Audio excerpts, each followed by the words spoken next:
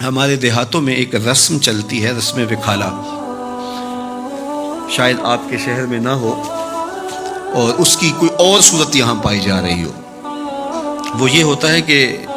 جب بیٹی کی شادی کرتے ہیں تو اس کو جو جہیز دینا ہوتا ہے وہ چار پائیوں کے اوپر بچھا دیتے ہیں، اور ایک خاتون کو کہتے ہیں جاؤ پورے محلے کی خواتین کو بتاؤ کہ ہماری بیٹی کا جہیز دیکھ جائے، اور پھر محلے کی ساری خواتین آتی ہیں اور وہ دیکھتی ہیں۔ اچھا، دیا تو اپنی بیٹی کو ہے، محلے کی خواتین کو ہم دکھا رہے ہیں صرف داد وصول کرنے کے لیے۔ کل چوپالوں میں تذکرے ہوں کہ واہ واہ سیٹھ صاحب نے، چودھری صاحب نے، خان صاحب نے، ملک صاحب نے کمال کر دی۔ چوپالوں پہ، بیٹھکوں میں باتیں ہوں، تندور پہ باتیں ہوں کہ واہ واہ کمال کر دی، فلاں خاتون نے تو حد کر دی، تم نے داد وصول کر لی، لوگوں نے بھی واہ واہ کہہ لیا۔ لیکن تم نے یہ نہ سوچا کہ تمہاری بیٹی کا جہیز دیکھنے کے لیے یتیم بچیاں بھی آئیں،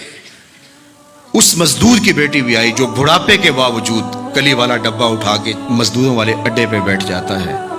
اور اس کو بوڑھا سمجھ کے کوئی قبول نہیں کرتا، اور جو دھوپ چمکتی جاتی ہے اور دن چڑھتا جاتا ہے تو اس کا دل ڈول رہا ہوتا ہے، وہ آنے والوں سے چمٹ کے کہتا ہے مجھے 20 روپے 50 روپے کم دے دینا، مجھے لے جاؤ، لیکن اسے کمزور سمجھ کے کوئی ساتھ لے جانے کے لیے تیار نہیں ہوتا۔ تو پھر جب وہ ہاتھ میں ڈبہ اٹھائے واپس جاتا ہے تو کوئی جانتا ہے اس کے قدم کتنے بوجھل ہوتے ہیں؟ گھر کی دہلیز عبور کرنا پل صراط عبور کرنے کے مترادف ہوتا ہے اس کے لیے، اور اس کی بیٹیاں جو گھر میں دہلیز پہ بوڑھی ہو رہی ہیں اور انہیں صرف اس لیے قبول نہیں کیا جا رہا کہ وہ غریب کی بیٹیاں ہیں، جب اپنے باپ کو خالی آج بھی مزدوری کے بغیر آتا ہوا دیکھتی ہیں تو کوئی ان کے اندر کی گھٹن اور بے چینی کا اندازہ کر سکتا ہے؟ کوئی پیمانہ ہے آپ کے پاس جو اس کے درد کو ناپ سکے؟ تمہاری بیٹی کا جہیز اس مزدور کی بیٹیاں بھی دیکھنے آئیں، تم نے تو داد وصول کر لی، لیکن جو زخم ان کے کلیجے پہ لگے اس کا مداوا کس کے پاس ہے؟ تارا ٹوٹتا سب نے دیکھا، یہ نہ دیکھا ایک نے بھی،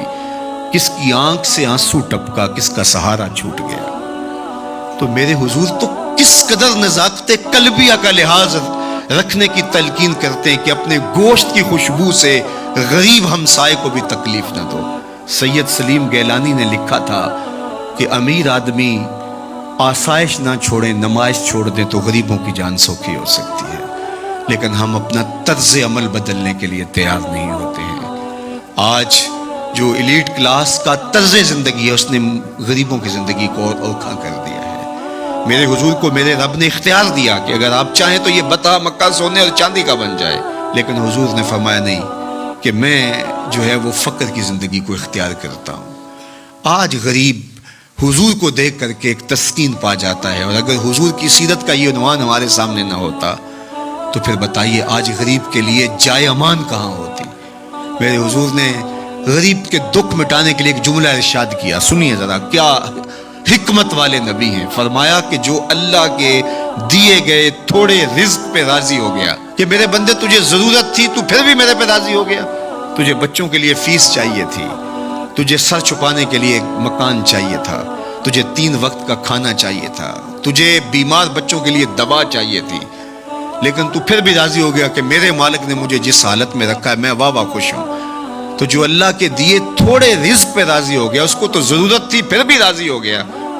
بندے مجھے تو تیرے عملوں کی ضرورت بھی نہیں ہے تو میں تیرے تھوڑے عملوں پہ راضی ہو جاؤں گا۔ اور دوسرا پہلو کیا؟ جو اللہ کے دیے زیادہ رزق پہ بھی راضی نہیں ہوا،